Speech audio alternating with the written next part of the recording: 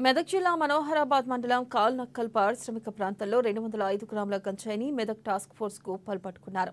Green hub venture వద్ద అనుమానాస్పదంగా ఉన్న పార్థు అనే వ్యక్తిని తనిఖీ చేయగా గంజాయి దొరికిందని, అధిక లాభాల కోసం గంజాయి విక్రయాలకు పాల్పడుతున్నట్లు నిందితుడు ఒప్పుకున్నాడని వారు తెలిపారు. ఇక ఈ ఘటనకు పాల్పడిన వ్యక్తిపై కేసు నమోదు చేసి నర్సాపూర్ స్టేషన్ కు తరలించినట్లుగా సిఐ గోపాల్ తెలిపారు. గంజాయి లాంటి మత్తు పదార్థాలు విక్రయాలు చేసినా, సేవించినా రవాణా చేసే వ్యక్తుల వివరాలు తమకు సమాచారం ఇవ్వాలని ప్రజలకు సూచించారు. నమ్మదగిన సమాచారం మేరకు మేము మా సిబ్బందితో కలిసి కాల్లాకల్ గ్రామానికి నేషనల్ హైవే పక్కన ఇండస్ట్రియల్ ఏరియాలో ఒక అనుమానాస్పదం పైన ఒక వ్యక్తి అక్కడ బైక్ పైన నిలబడి ఉండెను.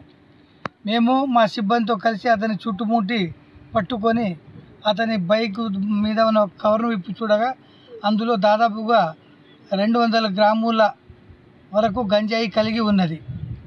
అట్టి బైక్ను మేము పట్టుకొని గంజాయి సీజ్ చేసి గంజాయి కలిగి ఉండుట, అమ్ముట నేరమని, రవాణా చేయటం నేరమని అతని పైన కేసు నమోదు చేసి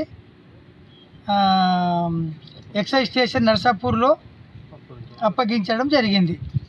సారా కానీ, గంజాయి కానీ, డ్రగ్స్ కానీ, అల్ఫాజోలము, డైజోఫామ్ కలిగిన, రవాణా చేసిన, అమ్మిన వారిపైన చట్టరీత్యా చర్యలు తప్పవని ఒకరు మాకు సమాచారం ఇచ్చించే వారి పేర్లు గోప్యంగా ఉంచుతామని ఈ సందర్భంగా తెలియజేయడం. కానిస్టేబుల్ చంద్రయ్య, ఎల్లయ్య మరియు ఎక్సైజ్ కానిస్టేబుల్ కె రాజు, రవి, హరీష్, నవీన్ పాల్గొన్నారు.